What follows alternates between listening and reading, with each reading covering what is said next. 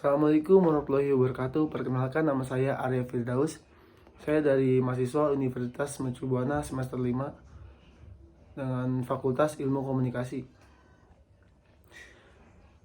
Saya ingin mempresentasikan mata kuliah Komunikasi Antar Budaya.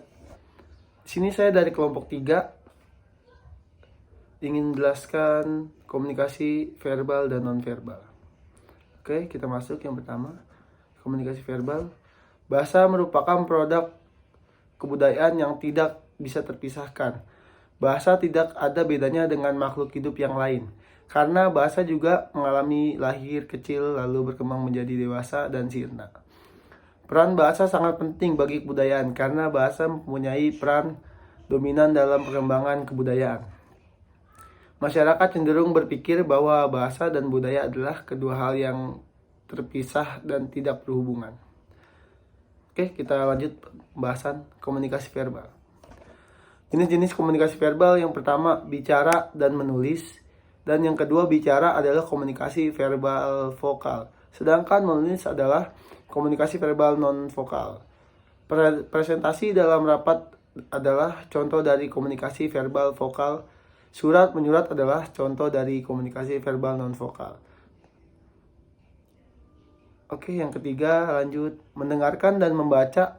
Mendengar dan mendengarkan adalah dua hal yang berbeda. Mendengar, mendengung. Masih dengan sama komunikasi verbal. Karakteristik komunikasi verbal. Yang pertama jenis dan ringkas. Yang kedua perbendaharaan kata. Dan yang ketiga arti, konotatif, denotatif. Dan yang keempat intonasi. Yang kelima kecepatan suara. Yang keenam humor.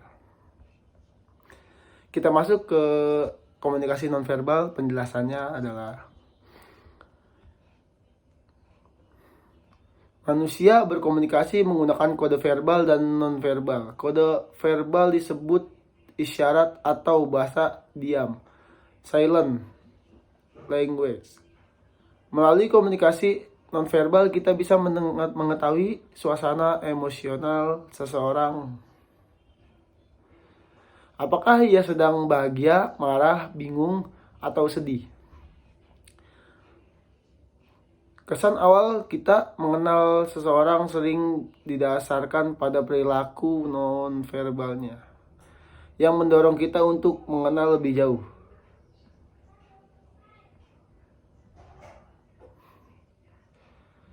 Oke, sekarang kita masuk ke jenis-jenis komunikasi nonverbal. Yang pertama sentuhan, haptik. Yang kedua kronemik, dan yang ketiga gerakan tubuh. Keempat promemix, dan yang kelima lingkungan. Yang keenam vokalik. Itu saja penjelasan dari saya tentang komunikasi verbal dan non-verbal. Terima kasih. Wassalamualaikum warahmatullahi wabarakatuh.